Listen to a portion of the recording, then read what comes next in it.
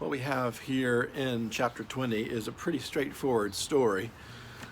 There's not a lot to it in terms of deeper meaning, at least on a surface reading of this text. It seems to be almost a critique of Paul's typical long-windedness that we've seen in a lot of places throughout the book. Luke is sort of humorously making fun of Paul's tendency to be long-winded with this boy in the worship service falling asleep and falling out the window to his death.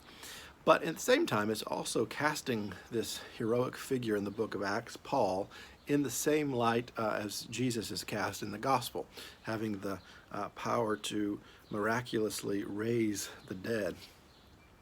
But aside from those surface readings and the straightforwardness of the story, there are some kind of metaphorical readings that both Willie Jennings and Justo Gonzalez bring up in this text that I think are really important for us to play with a bit.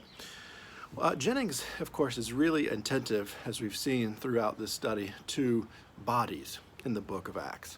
And Jennings here says that this text is a warning to preachers and to churches that we must attend to the bodies of those who hear the gospel. That Paul, was not attentive to the tiredness of this kid as he's rambling on and on and on in this service of worship, and he falls to his death. But more metaphorically, the way in which we attend to the bodies of the hearers of the gospel, and in particular the dangerous position that bodies are often in as they hear the gospel and are invited to take up its call. And Gonzalez goes a little further in this metaphorical reading to talk about how in this text we see the worship service that they're engaged in stopping.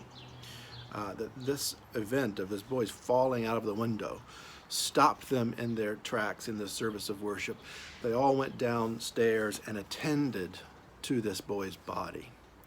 But,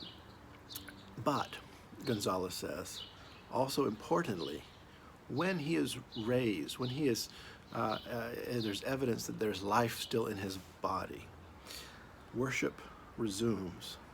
Gonzalez notes that they don't go out into the streets announcing and celebrating the miracle of this resurrection. Instead, they go back upstairs and continue their preaching and praying and communing with one another. I want to read you a couple of quotes from this work of Gonzalez, his commentary called Acts, the Gospel of the Spirit. Gonzalez says, "It is not that they do not perceive the miracle of this boy's raising from the dead. It is rather that they are listening to the Word of God, and the activity of that Word is more miraculous, more powerful, more surprising, more awe-inspiring than the resurrection of a dead person. Thus they go back to worship."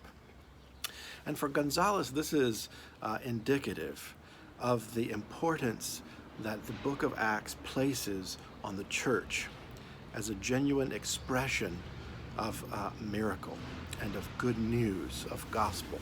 Gonzalez here says the church is a miracle. That is the central theme of Acts. It is a miracle of Jesus through the Spirit. If the church itself is not a miracle, if the life and action of the church are so routine that we need other miracles in order to confirm our faith, perhaps we need to rediscover what Acts tells us about the activity of the Spirit in the church. So this is a story that raises for us questions about the relationship between what we do in services of worship, in our activity as a church, and how we attend to bodies, and where the real miracle lays in our work as a group of people following the mission and message of Jesus.